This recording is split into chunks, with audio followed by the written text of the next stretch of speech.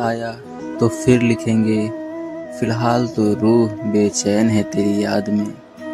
कुछ जुमले ऐसे होते हैं जो सीधे दिल से निकलते हैं, बिना साज श्रृंगार के, बिना किसी बनावट के।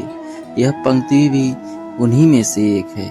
इसमें न कोई शिकायत है और न ही कोई सवाल, बस एक गहरी सी बेचैनी है जो यादों के साथ सांस ले रही है। जिंदगी की भागदौड़ में हम अक्सर सोचते हैं कि हमने बहुत कुछ भुला दिया, पुराने रिश्ते, अधूरी बातें और वो लम्हे जिन्हें वक्त के हवाले कर दिया था। लेकिन यादें बड़ी जिद्दी होती हैं।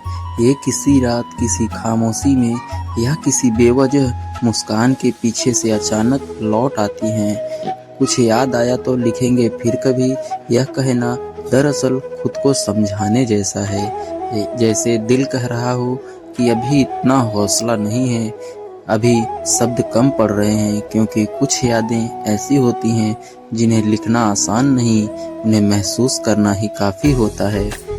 रूह की बेचैनी क्या होती है? रूह की बेचैनी वो एहसास है जो दिखाई नहीं देती पर हर पल महसूस होती है।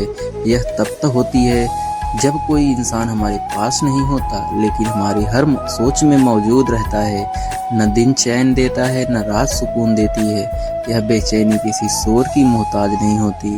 यह चुपचाप दिल के किसी कोने में बैठकर हमें याद दिलाती रहती है कि कुछ अधूरा है, कोई बात जो कहानी रह गई, कोई वादा जो पूरा नहीं हुआ, या कोई रिश्ता जो नाम लिए बिना ही दिल का हिस्सा बन गया। अधूरी बातें और अधूरी कहानियाँ क्या होती हैं? हर किसी की जिंदगी में कुछ कहानियाँ अधूरी रह जाती हैं। कुछ इसलिए क्योंकि वक्त साथ नहीं देता, और कुछ इसलिए क्योंकि हालात इजाज़त नहीं देते। लेकिन अधूरी कहानियाँ ही सबसे ज़्यादा याद आती हैं। पूरी हो चुकी कहानियाँ किताब बन जाती हैं, और अधूरी कहानियाँ यादें शायद इसीलिए लिखा जाता है कि फिर कभी लिखेंगे, क्योंकि अभी दिल तैयार नहीं है उस सच्चाई को कागज पर उतारने के लिए। यादों से भागा नहीं जाता। हम चाहे जितना भी खुद को व्यस्त कर लें, यादों से भागा नहीं जा सकता।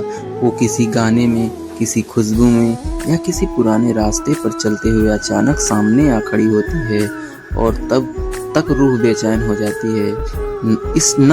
इसलिए कि दर्द है, बल्कि इसलिए कि कभी उस बेचैनी में भी एक सुकून छुपा था। अंत में इतना ही लिखना चाहूँगा, कुछ